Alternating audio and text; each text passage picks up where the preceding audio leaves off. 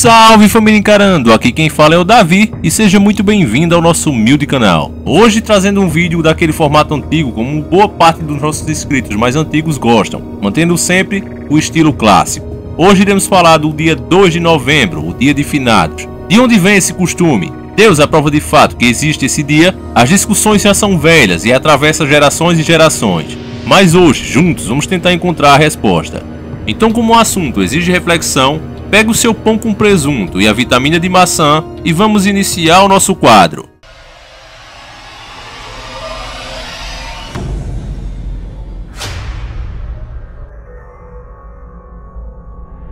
O Dia de Finados. Em 2 de novembro, muitas pessoas comemoram o Dia de Finados.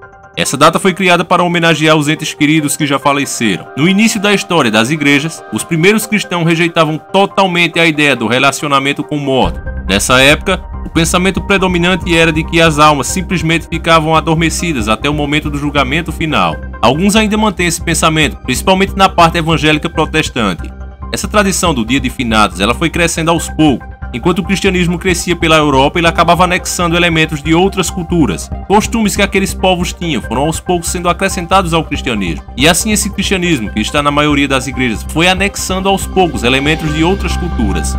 Muitos historiadores estão de acordo que a tradição do Dia de Finados tenha surgido a partir dos celtas, povos que acreditavam na vida após a morte, e inclusive separavam uma data anual para homenagear e invocar esses mortos. Então, da mesma forma que foi feito em antigas sociedades, os cristãos passaram a rezar pelas almas dos falecidos, acreditando que estes necessitavam de orações e velas. A ideia é que essas pessoas já mortas estão passando pelo processo de purificação, conhecido por alguns como purgatório. Com o crescimento dessa crença, a igreja se viu forçada a determinar uma data específica para isso, embora no começo essa não era uma prática muito corriqueira. De fato, nós podemos afirmar aqui e dizer que o grande responsável pela popularização do costume de orar pelos entes que já se foram foi o monge beneditino Odilo de Cluny, o qual determinou no ano de 998 d.C.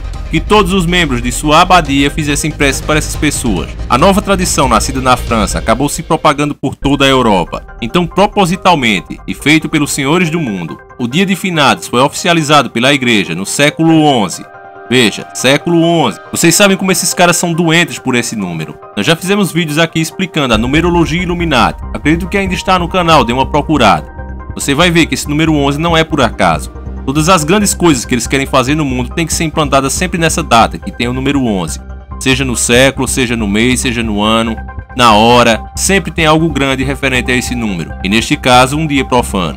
E cada vez que você se aprofunda nesse tipo de pesquisa, você sempre vai encontrar esse mesmo número, sempre relacionado a grandes coisas que esses caras fizeram no mundo. Por exemplo, a data de 2 de novembro, ela foi estabelecida no século XIII.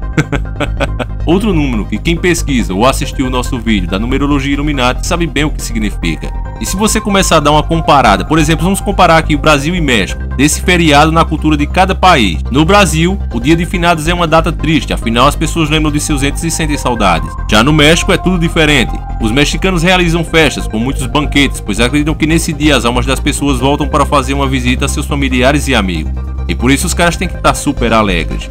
Nos Estados Unidos, vocês sabem, tem Dia das Bruxas e tudo mais. Você vê que é tudo uma bagunça, cada um diz uma coisa, ninguém se entende, porque tudo que os senhores do mundo colocam à mão é exatamente isso que acontece: caos. Quanto à crença de acreditar que as pessoas estão em espírito lá esperando o dia do julgamento ou simplesmente adormecidas, eu ainda não tenho pessoalmente uma opinião formada. Eu acho que esse é um assunto que deve ser debatido mais. Nós temos uma certeza sim: essa prestação de culto aos mortos, tá levando flores, acendendo vela, isso aí nós sabemos que a Bíblia condena.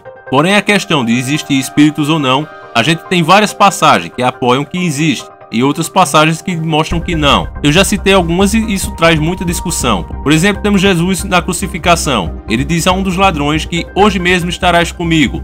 Então, Jesus não ia mentir. Se ele disse que hoje mesmo ele estaria com ele, é porque ele subiu em espírito. Ninguém ouviu falar nunca que um daqueles ladrões tenha ressuscitado, como Jesus fez. Jesus nós sabemos que subiu ao céu com o seu corpo. O corpo ressuscitou, mas o ladrão não. Também temos um episódio da Transfiguração, onde 2 espíritos desceram do céu, assim diz os apóstolos, que foram Moisés e Elias. Elias subiu com o corpo, mas Moisés a gente nunca soube disso também. Além disso, sabemos que Jesus não era escritor de ficção científica, portanto as suas parábolas é considerada por muitos, inclusive eu, como acontecimentos do passado, presente e futuro. Assim como Deus, Jesus é Senhor do passado, presente e futuro. Neste caso, podemos acreditar que as parábolas eram acontecimentos do passado, alguns que estavam acontecendo no momento e outros que ainda iriam acontecer. Portanto, assim, na parábola do rico e do pobre, que inclusive é ela que a maioria dos católicos usam para defender o Dia dos Mortos. Geralmente eles dizem, se os mortos não se interessam pelos vivos, como se explica que aquele rico nos tormentos do inferno suplicasse a Abraão que enviasse Lázaro aos seus 5 irmãos ainda vivos, para convencê-los a mudar de vida e evitar de virem, por sua vez, àquele local de tormento. Lucas 16:27. Jesus também fala do inferno em Mateus 25-41. Então, supondo que existe o inferno, é para lá que as almas ruins vão. Outra coisa que essa parábola do rico e do pobre dá pra gente entender é que existe consciência após a morte, o que torna o sofrimento ainda maior. Existe sofrimento e existe descanso. Definitivamente, os mortos também não se comunicam com os vivos. Outro fato também é que a situação em que os mortos se encontram neste lugar não permite mudança. Cada qual ficará no lugar da sua escolha em vida. Os que morreram no Senhor gozarão da vida eterna. Apocalipse 14:13. E os que escolheram viver fora do propósito de Deus, os que escolheram o caminho do lago de fogo, irão para o lugar de tormento eterno. Uma coisa que eu não concordo e discordo de muitos dos meus irmãos, inclusive que eu gosto muito, é o fato de alguns considerarem a sepultura como o próprio inferno. Eu não acredito nisso, porque se você está morto, se você não sente nada, se você não tem consciência, o lugar não é bom nem ruim, simplesmente você não existe. E Jesus é muito claro nos alertando sobre isso. O inferno é lugar de choro, de lamentação, de tortura e dor. Há inúmeras passagens também que afirmam o contrário, que dão realmente a entender que todas as pessoas estão adormecidas e esperando o julgamento. Enfim, esse é um assunto muito complexo. Eu acho que é muito difícil alguém se tornar o dono da verdade e dizer é assim ou assado. É uma coisa que gera muita discussão e teorias ao longo da história, não é de agora. Eu sei que também tem um trecho na Bíblia onde, naquela época, onde o povo saiu do Egito e começou a lutar pela sua terra, começou a tirar aquele povo pagão que estava por ali na Terra Prometida, e eles tiveram que lutar com a espada. Muitos morreram nessa batalha. E depois de conquistar todo aquele território, teve um dia que eles lamentaram sim a perda dos valentes guerreiros que perderam a vida naquela batalha. Então, meus irmãos, como vocês estão vendo, é um assunto muito complexo e talvez a gente nunca tenha, de fato, a resposta com 100% de certeza. Sempre você vai estar sujeito a interpretações. Mas eu acho que o importante é você não prestar culto. Mesmo que você fique em casa lembrando do seu ente querido, eu acho que melhor do que você levar a vela, tá acendendo vela em cemitério, tá levando flor, que na verdade já se tornou uma época comercial, eu acho que é muito melhor você estar em casa, ou na sua igreja, não sei, aí é com você, eu respeito a sua opinião sobre isso, mas a minha opinião pessoal é que muito melhor do que você ficar triste é você agradecer a Deus diretamente pelo tempo, pelo muito tempo ou pouco tempo que você passou com seus entes queridos. Agradeça a Deus por isso. A gente às vezes se maldiz, mas Senhor, o Senhor levou tão cedo, mas ao invés de você olhar por esse lado, talvez seja melhor você olhar o pouco tempo ou muito tempo que você passou com Ele. Agradeça a Deus por isso, por Ele ter permitido esse tempo que vocês passou. E você sabe que um dia vai chegar o tempo de novo de todos nós estarmos unidos em Cristo, e a morte definitivamente não vai mais existir. Essa nossa vida é passageira. Hoje é eu, amanhã é vocês, e assim a humanidade continua caminhando e seguindo o seu rumo. E no fim desse caminho todos nós estaremos unidos e a morte não vai mais existir. Estaremos todos nós unidos em Cristo.